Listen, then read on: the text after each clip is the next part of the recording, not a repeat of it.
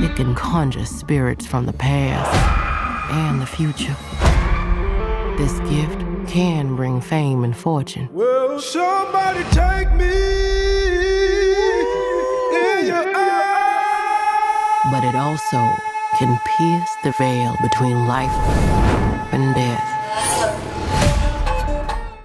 Sinners, the latest film and first original screenplay by Black Panther director Ryan Coogler in over a decade. Original meaning not tied to an existing IP. I'm just gonna go right out and say it, this movie is amazing. It's really, really good. This is a period piece that blends horror and action with multiple different character studies, funny moments, historical relevance, and most of all, music. I am not kidding with the title of this video. This movie really is something like Black Panther with vampires, the musical. Get knocked down, but I get up again. Never gonna keep me down. I get knocked down, but I get up again. Never gonna keep me down. I get knocked down. Even though it doesn't quite have enough songs to call itself a musical, it's still kind of a musical. Music is a huge integral part of this film, being used as a story component, but also for metaphors. There are so many reasons why certain songs are chosen and placed in certain areas. Pick Poor Robin Clean is a great example of that. Just Pick poor Robin clean. Pick poor Robin clean. I picked his head, I picked his feet. I would have picked his body, but it wasn't fit to me. Let's go now. it's all really, really good, really well done. Combine that with an intriguing story, some genuinely fun characters, a menacing supernatural threat, and some amazing acting and cinematography, and you have the best film of this year so far. Not to mention the rocky road down to Dublin. Ooh, this movie is just that damn good. But hold on now. I'm getting ahead of myself again, so let's slow down, let's talk about some metaphors and explain why this movie is so great, with no spoilers, as well as I can. So, what is Sinners even about? Sinners follows a young blues player by the name of Preacher Boy, who's recruited by his twin uncles, Smoke and Stack, to play at a blues club they are opening for the local black community in Mississippi, having just come back from Chicago. With suspiciously obtained wealth, the twins work to hire folks to aid in the opening night of their juke joint. But nobody expected the music to draw out a group of vampires, eager to get into the joint and turn everyone inside. Let me say that at first, I admittedly was a little hesitant about this movie. The first half of the film was very, very slow, working to set up various characters, explore their relationships, and give a background or two about who they are way before the juke joint even opens for the night. I don't even think the vampires are introduced until well over halfway into the movie, which is a choice. It's a major restraint there. I can appreciate it. And I understand that a lot of that setup is needed so the audience can empathize with the characters better. Once the bad stuff starts to occur, it'd be different if they just threw in these characters we didn't know or care about, and then suddenly vampires start whisking them away. So it makes sense. I just would have personally liked to know how the movie was going to be at first, that it was going to take its time. I wouldn't necessarily call it a slow burn, but it's definitely close to it. Thankfully, the film is never boring. The dialogue and the character interactions combined with some incredibly smart camera work really kept my attention. Coogler clearly loves his tracking shots, and there's one early one showing a woman crossing the street that shows off how she can move from the white neighborhood to the black side and work both ends in both communities. It just works so well. And there's another one during a song. Oh my god, it is the best scene in the movie. I haven't seen something like that in a long time. It's so good. Some astounding visuals following people dancing throughout the club and popping in with different dancers at different points as the music shifts, and it's just so good. good. It's so well done. I wish we had more scenes like that in the film. There's only the one,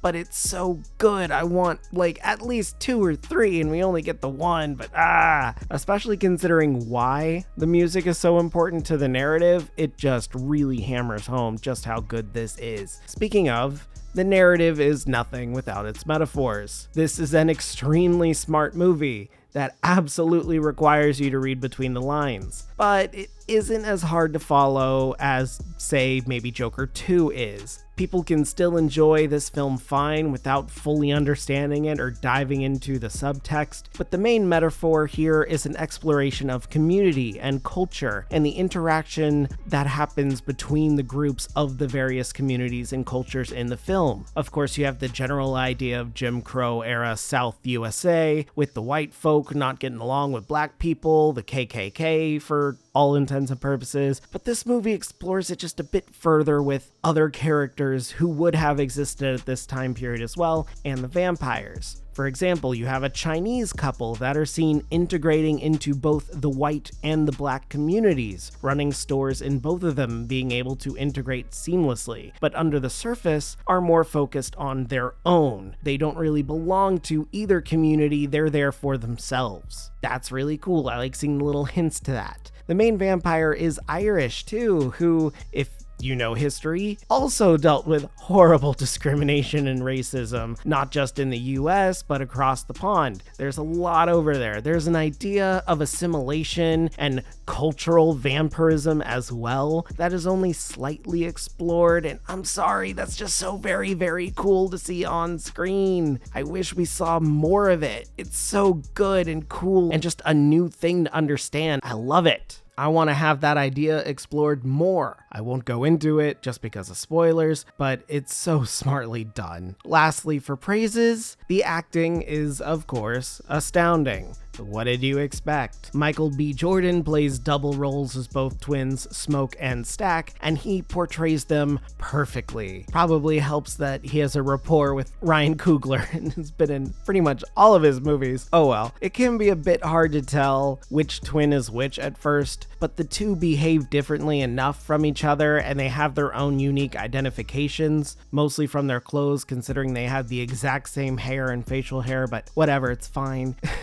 Either way, Jordan is still top-notch in both roles. Great casting for him. One of our leading ladies is Haley Steinfeld as Mary, someone who has a history with Stack, and she's also just really great. There's a lot of underlying history and cultural aspects surrounding her character as well that is very unique, given that Mary is white portraying. And it's really cool to see how she interacts with the black community while still looking like a white woman. It's really cool. I won't go into more of that because spoilers, but it's really smart how she moves around and what decisions she makes and how people respond to her. The lead vampire, Remick, is played by Jack O'Connell, who also just nails it. Everyone here is just nailing it. He's sincere and serene, but menacing and scary when he needs to be, as all vampires should. He's a great choice to match his songs as well. I can see why so many people want a prequel movie exploring how he became a vampire in early Ireland and all that. That would be cool. I agree. He's just a joy to see whenever he's on screen personally, even when he's doing despicable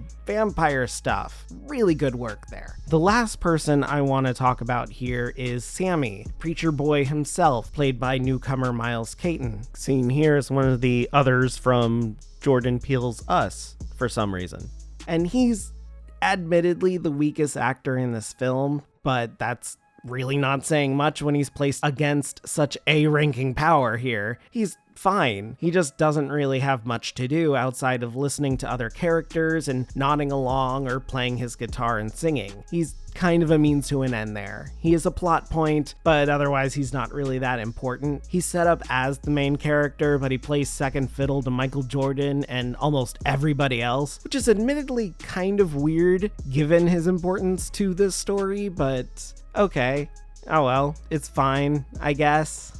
Sure. That being said, I will say, of course, this movie isn't perfect. It is damn good, but I do have a couple nitpicks here and there, not just because I'm not a big fan of vampires. I think these vampires were done really well. Anyway, I don't think any of what I'm about to say here is necessarily a deal breaker, but it's just small little complaints I got, so little nitpicks. Firstly, I feel the idea of the music could have played a bigger role in the story. There's a huge setup at the very start with exposition dump right as the movie starts. It's repeated later, and I really like that there's a specific, very interesting reason why the vampires are interested in the music, especially at the juke joint, but I don't feel it's very fully explored to its rightful content. We get one cool scene of it, and then nothing else like that for the rest of the film. What the hell? It really needed to be more of an importance here. It's a cool plot point, just explore it a bit more, have it pervade the rest of the story. Secondly, there's a part in the climax where it seems like a character teleports out of nowhere. I mean, like, there's no physical way for the character to suddenly appear where they do from the last place we saw them from the audience. That was a little jarring. Not a really big deal. It's just like, oh,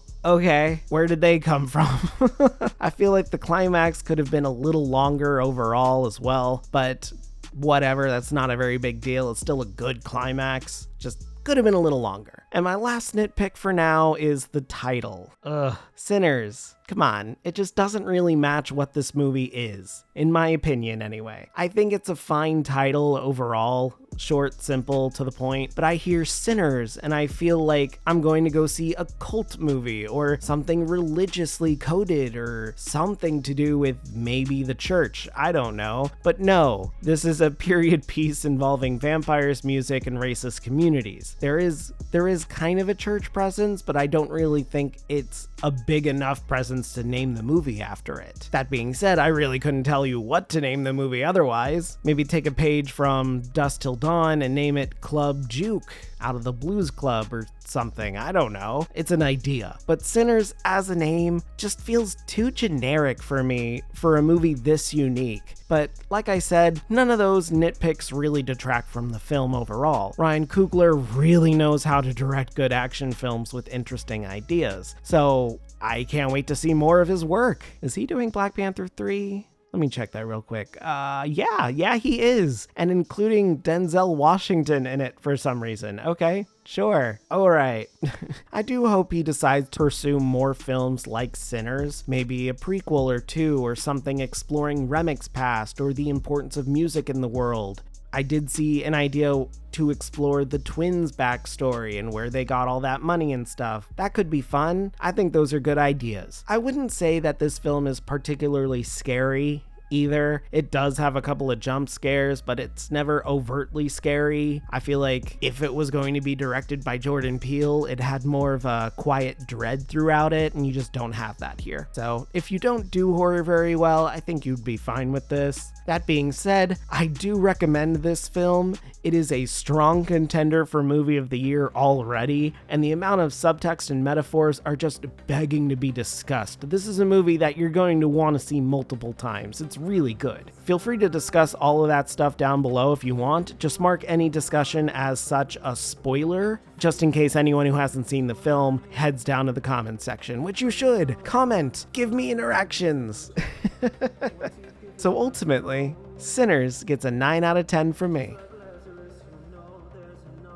Hey guys, thanks for sticking around for another one. Yeah, I know I'm not a really big fan of vampire movies, and this one goes the classic route with vampires, where they don't really get monstrous forms per se, but it's very much kind of like Invasion of the Body Snatchers, where you're like, oh, is this person turned? Is that person turned? What's going on? These people seem like normal, but something about them just isn't right. Things like that. It's fun. It's stupid and it's fun. I can really get behind that. And they kind of explore a little bit more with the supernatural aspect. One character in this is called a hoodoo priestess. I don't really think she's a priestess. I just think she's the knowledgeable person who knows all about this. And having hoodoo mentioned in that is really cool, because usually people would just default to voodoo, but hoodoo is its own thing. I admittedly don't know a lot about it, but it is very interesting. So yeah, I don't know. I thought this was a fun movie. I can't wait to see more of it. Seems like we're getting a whole bunch of bangers coming out pretty soon. You can expect me to watch them, probably.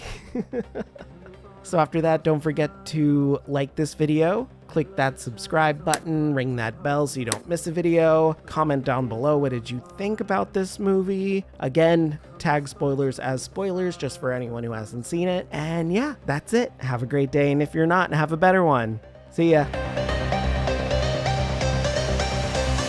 I'm just a ghost in your stereo.